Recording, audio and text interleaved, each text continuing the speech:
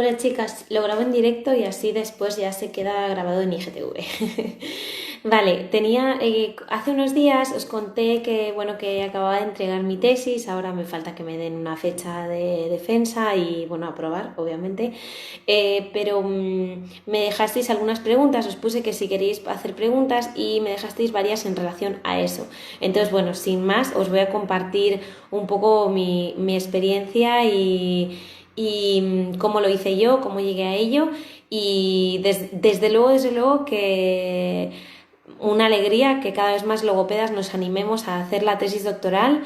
La logopedia, siempre lo digo, que parte de ese reconocimiento social, ese reconocimiento profesional entre profesionales sanitarios que buscamos, en gran parte la vamos a encontrar si empezamos a hacer investigación, si empezamos a dejar datos escritos y objetivos de que existimos.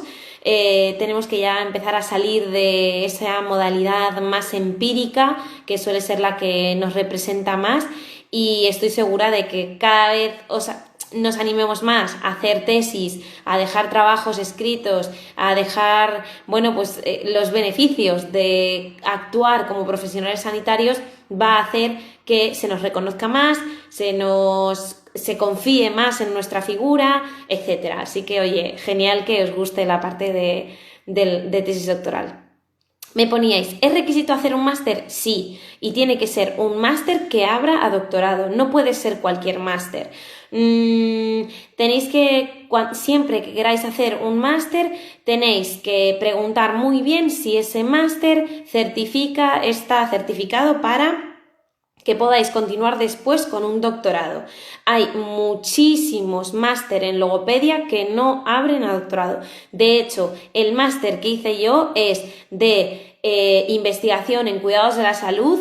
Lo hice en una facultad de enfermería porque en logopedia no encontré un máster que me ayudara a desarrollar una tesis doctoral y que me abriera a tesis doctoral. Entonces decidí hacer otro máster con profesionales sanitarios fuera de la logopedia, que en este máster pues aprendí lo que era la investigación, cómo desarrollar investigación, y entonces ya me metía en la tesis. Y este máster sí habilitaba a doctorado. Entonces eso es muy importante, porque en muchos másters nuestros son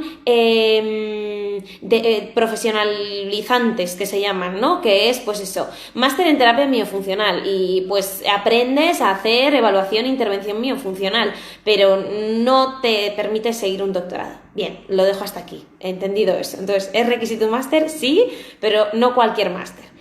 En algunas unis competimos con psicólogos, médicos, enfermería. Efectivamente, es así. No tenemos... creo que en Barcelona hablé hace un tiempo con una logopeda que me dijo que en Barcelona habían abierto unas plazas exclusivas para logopedas para que esto no pasara, ¿no? Para que no tuvierais que competir con psicología, con medicina, con enfermería. Pero en la mayoría de las universidades la realidad es que no hay un programa de doctorado específico para logopedas y los solemos hacer a los programas de doctorados con médicos, con psicología, con enfermería. Yo, por ejemplo, mi programa de doctorado es en la Facultad de Medicina, entonces yo al final pues competí con médicos. Si lo hacemos en una facultad de enfermería, competimos generalmente con enfermeros y enfermeras, y si hacemos en una universidad de psicología, pues con psicólogos. Efectivamente competimos. La realidad es así. Para entrar a una tesis doctoral necesitamos, primero, rendimiento académico, y esto pues al final es nuestra trayectoria académica, que dependerá de cómo estábamos nosotros en nuestros buenos años de carrera, siendo estudiantes medio adolescentes todavía, y cuánto estudiamos y qué buenas notas sacamos o no. El rendimiento académico del grado universitario sigue pesando mucho. Y otro punto muy muy importante es las publicaciones que tengamos. ¿Qué nos sucede cuando competimos con medicina y con enfermería? Sobre todo con psicología me pierdo más, que por ejemplo, los residentes de medicina ya están muchísimos, vamos, todos, diría que es casi que obligatorio que estén haciendo pósters en congresos, ya hacen pequeños papers, ya publican, entonces claro, se presentan a la tesis doctoral a competir con nosotros logopedas que no sabemos ni lo que es escribir un paper, ni un póster, ni ir a un congreso, y ellos ya tienen 7 publicaciones y nosotros 0. Entonces claro, nosotros fuera del programa de doctorado y ellos entran. Entonces, en este sentido, bueno, pues si aquí hay estudiantes escuchándonos, aquellos que ya habéis hecho la carrera hace años, pues poneros ahora y aquellos que sois estudiantes, pues si tenéis ya en vuestra cabeza que en un futuro queréis hacer una tesis doctoral, empezad ya con el mundo de los congresos, de los pósters, de los papers, porque es otro punto importante además del rendimiento académico. Bueno, y luego cada universidad funciona de forma independiente, o sea, al final las escuelas de doctorado son muy diferentes. Yo, por ejemplo, como sabía que todo esto estaba en vigor, digamos, como sabía que iba a competir con más gente, etcétera, pues me apunté a 3 programas de doctorado. Me apunté en Madrid, en la Complutense, me apunté en Cantabria y me apunté en Oviedo. Y bueno, y la realidad es que me aceptaron en la Complutense y en Cantabria. Y después, bueno, pues yo elegí quedarme en Cantabria. Fijaros qué tontería, ¿no? Entre, sin más, Madrid y Cantabria. Pues en Cantabria yo tenía la libertad de elegir mi proyecto, presentar mi proyecto y buscar un director de tesis y un departamento que quisiera llevar mi proyecto, y sin embargo en la Complutense, en Madrid, me asignaron un departamento y me asignaron un director.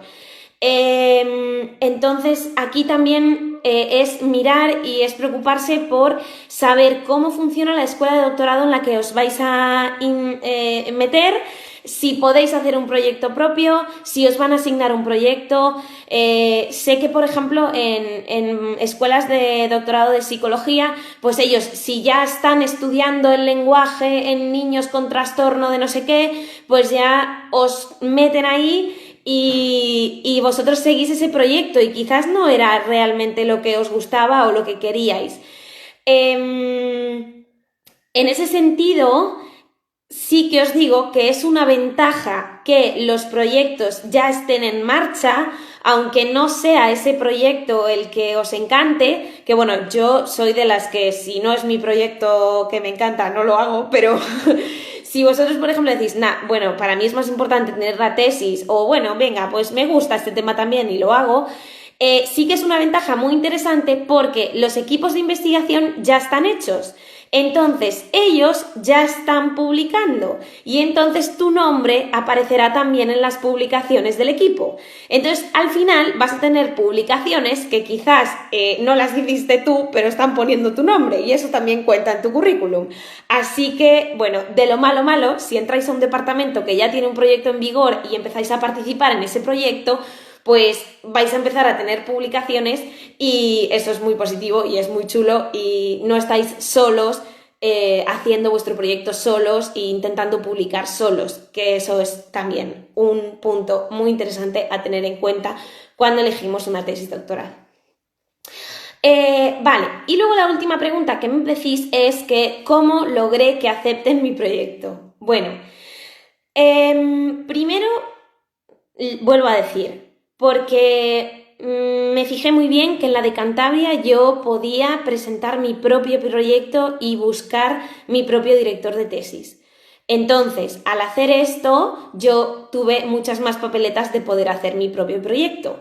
Entonces, en ese sentido, preguntar muy bien en las escuelas de doctorado cómo funciona y intentad presentar vuestro propio proyecto y buscar vuestro propio director de tesis. Esto lleva un trabajo extra, claro, y tenéis que estar buscando y no sé qué, pero bueno, vale la pena. ¿Qué es lo segundo más importante en el caso de que queráis hacer un proyecto propio? Pues la innovación. La investigación en la actualidad, siempre, bueno, en la actualidad siempre, la investigación siempre busca diferenciarse. Es lo mismo de que estaban poniendo por ahí, es muy difícil publicar. ¿Por qué es muy difícil publicar? Porque siempre tenemos que aportar algo nuevo. Entonces, si yo voy a estudiar y me apasiona estudiar el habla en un niño de 3 años, pues es que hay tropecientas publicaciones ya de habla en niño de 3 años. Entonces, tengo que encontrar una semillita súper pequeña que se haya perdido y que nadie haya hablado de ello, o lo tengo que saber validar y modificar y buscar que hay una diferencia con respecto a lo que ya se ha publicado, ¿no? Entonces hay que encontrar la innovación, decir, mira, mi trabajo vale porque aporto algo nuevo a lo que ya está en la evidencia. ¿A mí qué me ayudó? Pues que me metí en el mundo de la prematuridad y en el mundo de la UCI, ¿no? De la unidad de cuidados intensivos en logopedia. Entonces, claro, era evidente que era un proyecto con mucha innovación aquí en España, ¿no? Porque aquí en España, pues todavía hay muy, muy poquito. Entonces, claro, también eso es importante tenerlo en cuenta.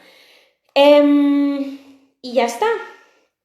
Yo desde aquí vuelvo a recapitular de que creo que los logopedas necesitamos estar también algunos, a los que nos guste, en el mundo de la investigación, haciendo publicación y yendo hacia el camino también de tesis doctoral, del mundo académico, que bueno, no es un mundo precioso, la verdad, es mucho más bonita la clínica, ¿no? Y estar en contacto con pacientes, pero es un mundo también necesario para que se nos reconozca profesionalmente, se nos reconozca en el grupo de profesionales sanitarios, y creo que sería un cambio muy, muy fuerte, ¿no?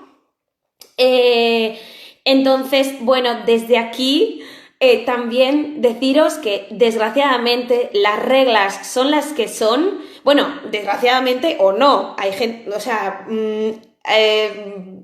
bueno, no vamos a entrar en opiniones personales, pero bueno, que el caso es que las reglas son las que son. Entonces, rendimiento académico durante la carrera universitaria es actualmente lo que prima entre los requisitos para entrar a un doctorado, y segundo requisito súper interesante y súper importante, las publicaciones, y encontrar un buen director que te ayude, porque son mínimo actualmente 3 años de tesis.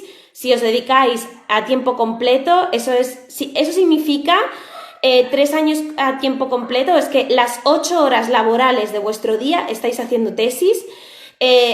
Ahí habría que buscar una beca para financiar, que hay que también comer. Y si no, son 5 años a tiempo parcial, ¿no? Pues 4 horas del día laboral dedicado a tesis, y ahí os permiten hacer 5 años. Entonces, fijaros que son 3 años y 5 años compartiendo un proyecto con un director de tesis, con un equipo, con un departamento universitario. Entonces también os invito a cuidar esa parte, porque bueno, puede ser muy gratificante o pueden ser unos años muy duros también. Así que bueno, hasta aquí, chicas, el mundo de la tesis doctoral. Gracias. Un besito, chicas y chicos.